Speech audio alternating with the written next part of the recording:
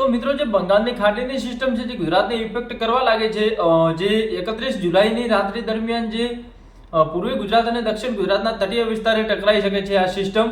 સાથે સાથે જે 1 ઓગસ્ટથી જે વરસાદની એક્ટિવિટી છે જે ઉત્તર ગુજરાત, મધ્ય ગુજરાત અને સૌરાષ્ટ્રના ભાગોમાં અને પૂર્વી ગુજરાતના ભાગોમાં અતિશય ભયંકર જોવા મળશે.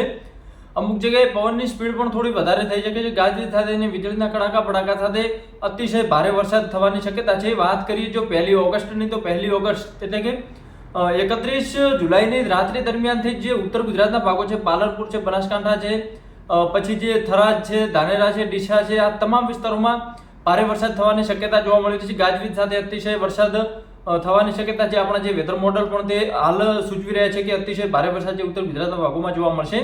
સાથે સાથે જો મધ્ય ગુજરાતની વાત કરીએ તો મધ્ય ગુજરાતના તમામ વિસ્તારોમાં અતિશય ભારે વરસાદની એક્ટિવિટી જોવા મળશે. પવનની નોર્મલ સ્પીડ ગસ્ટિંગના સમયે જે 30 થી 35 કિમી પ્રતિ કલાકની ઝડપે પહોંચી શકે છે, તો થોડીક સાવધાની રાખવા હું આગ્રહ કરું છું. અને જે પૂર્વી ગુજરાતના ભાગો છે, પૂર્વી ગુજરાતના તમામ વિસ્તારોમાં અતિશય ભારે વરસાદ જોવા મળશે, કારણ કે જે સિસ્ટમ લેન્ડફોલ ત્યાં કરશે તેના કારણે અતિશય ભારે વરસાદ ત્યાં પણ જોવા મળી શકે છે. પવનની સ્પીડ પણ ત્યાં થોડા સમય માટે વધી શકે છે, કારણ કે જે સ્ટ્રોંગ સિસ્ટમ છે તેના કારણે આ જે ગુજરાતના ઉત્તર ગુજરાત છે, મધ્ય ગુજરાત છે, આપણું પૂર્વી ગુજરાત છે અને સુરતના જે વિસ્તારો છે તેમાં તો હાલ વેધર એક્ટિવિટી શરૂ પણ થઈ ગઈ છે. જે મધ્ય ગુજરાતથી લઈ ઉત્તર ગુજરાતના તમામ વિસ્તારોમાં આજે 31 તારીખના દિવસે પણ અમુક જગ્યાએ ભારે વરસાદ વરસી રહ્યો છે. સવારના સમયથી રેગ્યુલર આ સિસ્ટમનો પ્રભાવ આપણા ગુજરાતમાં જોવા મળી રહ્યો છે. પણ જે કચ્છમાં છે, કચ્છમાં હજી વાદળછાયું વાતાવરણ જોવા મળે છે. ક્યાંક ઝાપટા સ્વરૂપે વરસાદ પડી રહ્યો છે. વધારે કોઈ વરસાદની એક્ટિવિટી ત્યાં જોવા મળી રહી નથી. પણ જે 1 ઓગસ્ટથી ગુજરાતના તમામ વિસ્તારોમાં એટલે કે રાત્રિ દરમિયાન 31 ઓગસ્ટની રાત્રિ દરમિયાન જે ઉત્તર ગુજરાતના ભાગોમાં છે તે ભયંકર વરસાદ જોવા મળી શકે છે. જે વેધર મોડેલ અનુસાર જે અતિશય ભારે વરસાદની સ્થિતિ જે મધ્ય ગુજરાત છે અને ઉત્તર ગુજરાતના ભાગોમાં વધારે તીવ્ર જોવા મળવાની છે, કારણ કે જે સિસ્ટમ જેમ જેમ નજીક આવશે તેમ આપણે જે વેધર એક્ટિવિટી છે જે અતિશય વધતી જોવા મળશે. હવે આગળની પરિસ્થિતિ શું રહે છે? એનડીઆરએફની ટીમો પણ તૈનાત કરવામાં આવી છે.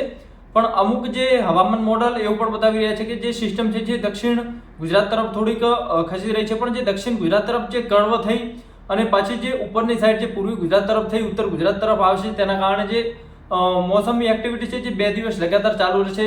1 ઓગસ્ટ અને 2 ઓગસ્ટ આ 2 દિવસ આપણા જે ઉત્તર ગુજરાતના ભાગો છે, મધ્ય ગુજરાતના ભાગો છે, પૂર્વી ગુજરાતના ભાગોમાં વરસાદી એક્ટિવિટી જોવા મળશે. અને પછી જે સિસ્ટમ છે જે ધીરે ધીરે ઉદયપુરથી લઈ ઉદયપુર તરફ જશે અને ત્યાં જે વીક પડી જશે અને પછી જે વેધર એક્ટિવિટી છે જે હાવ નોર્મલ જોવા મળશે. પછી ક્યાંક આછા પાતળું વાદળછાયું વાતાવરણ જોવા મળશે. પણ આ 2 થી 3 દિવસ જે ગુજરાત માટે બહુ ભયંકર છે, કારણ કે અતિશય ભારે વરસાદ ઘણા રાજ્યો, ઘણા જિલ્લાઓમાં વરસી શકે છે. તો થોડીક સાવધાની પણ રાખવા તમને હું આગ્રહ કરું છું. વીજળીના ધામલા હોય કે પછી જે મોટા ઝાડ નીચે ઊભું રહેવું નહીં, કારણ કે વીજળીના કડાકા ભડાકા સાથે વરસાદ થશે, તેથી વીજળી પડવાની સંભાવના પણ ક્યાંક થોડી વધારે જોવા મળશે.